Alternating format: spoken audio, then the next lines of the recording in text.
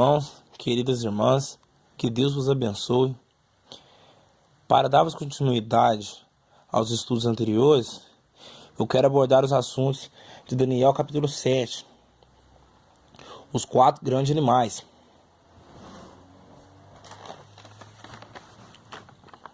Logo no princípio de Daniel capítulo 7, os 4 ventos do céu agitam o grande mar, e dele 4 grandes animais se levantam: um leão, um urso, o leopardo e o animal de 10 chifres.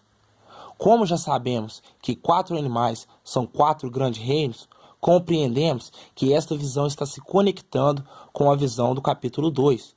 Os 4 reinos representados pelos 4 elementos: o reino do ouro, a prata, o bronze, o ferro, e em seguida se mesclando ao barro.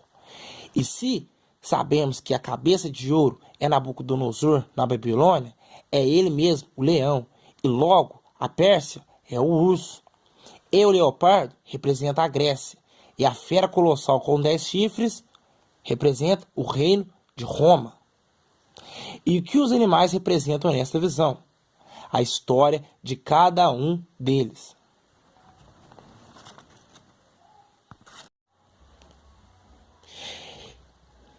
Em Daniel capítulo 7, vemos um leão com asas. E isso me faz lembrar a imagem de um querubim, como é descrito em Ezequiel capítulo 1 e em Apocalipse capítulo 4.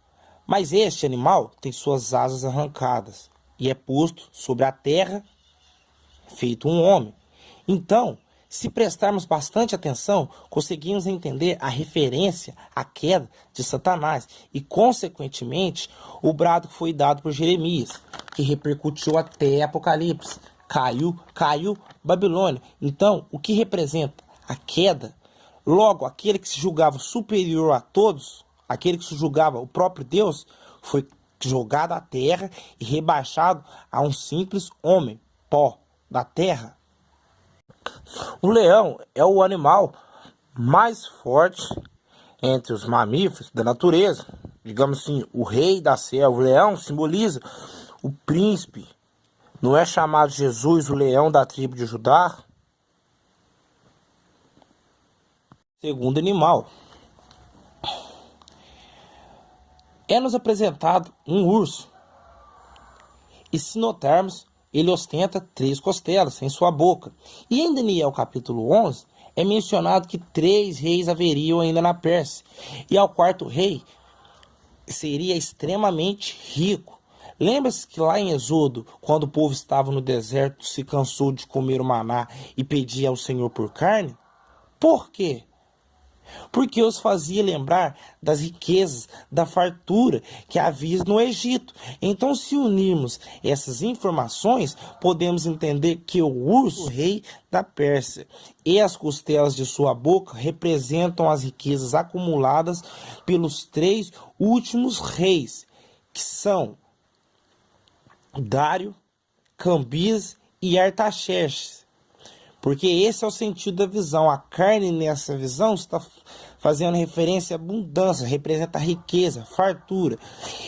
E é dito para que se levante de um de seus lados. Por quê? Porque na visão do capítulo 2, a Pérsia se encontra nos peitos e braços, quer dizer 2 reinos, que seriam a própria Pérsia e a Média. E o lado que se levantou foi a Média. Então, o 4º rei, o urso, representa Dário o III, o rei mais rico da Pérsia, cujo foi derrubado por Alexandre.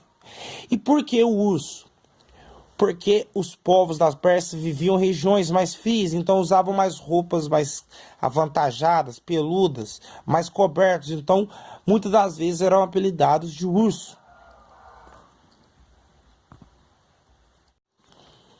O 3º animal. É bastante peculiar um leopardo de 4 cabeças e 4 asas de ave. E já é de mútuo conhecimento que esse animal se trata de Alexandre, o Grande, com seu reino dividido por seus 4 generais, Cassandro, Lisímaco, Sileuco e Ptolomeu.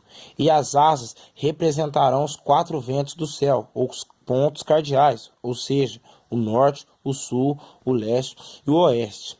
Grécia, Pérsia, Egito e Síria. E por que representados por um leopardo? Simplesmente, o leopardo, guepardo ou pantera, depende da tradução bíblica, é um dos animais mais rápidos do reino animal. Então representará a velocidade com que Alexandre o Magno levou para o domínio completo do mundo.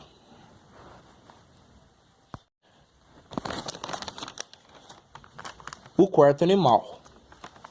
Esse é o Império Romano e suas divisões no Ocidente e no Oriente, e é diferente de todos os outros, porque modificou todos os âmbitos da esfera mundial. O mundo antes de Roma era um, e depois de Roma já era outro. Modificou a infraestrutura, modificou a política, os costumes, as religiões, tudo por Roma foi modificado, até mesmo os tempos e a lei, com os calendários gregorianos e julianos, e o pequeno atraso na data do nascimento do Senhor Jesus, assunto que abordaremos adiante, numa próxima pauta. Seus chifres têm uma história bem peculiar, pois atravessará gerações, pois a palavra de Deus, através das profecias, se fará atemporal. Se analisarmos a estátua, ela nos dará o seguinte: uma cabeça, 2 braços, um ventre, 2 coxas, 2 pernas e 2 pés. A soma nos dará o total de 10 membros.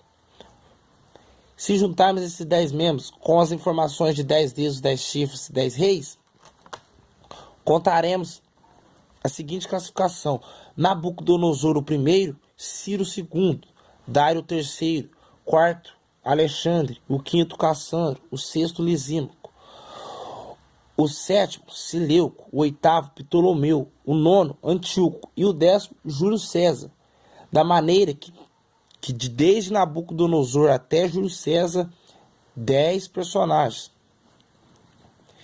e que devem serem melhor explorados em uma outra pauta. Só que 11º se levantaria e derribaria 3. Como? Simples. Após a morte de Alexandre, seu reino já dividido por 4, se deu em uma grande guerra de expansão e domínio.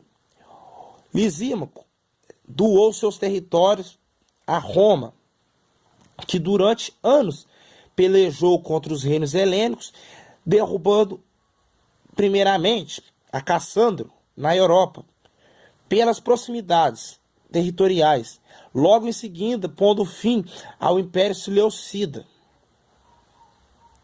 culminando com a nomeação de Otávio, imperador romano, que foi responsável pela queda do Egito de Ptolomeu, consolidando-se como Império Romano. E qual é a principal característica deste animal? A opressão do povo de Deus. E quais são os seus legados? O legado deixado pelo leão, o reino da Babilônia, será a ditadura autoritarista de Nabucodonosor. O urso, ou o reino da Pérsia, o nacionalismo étnico. O leopardo, o reino da Grécia, a democracia territorial.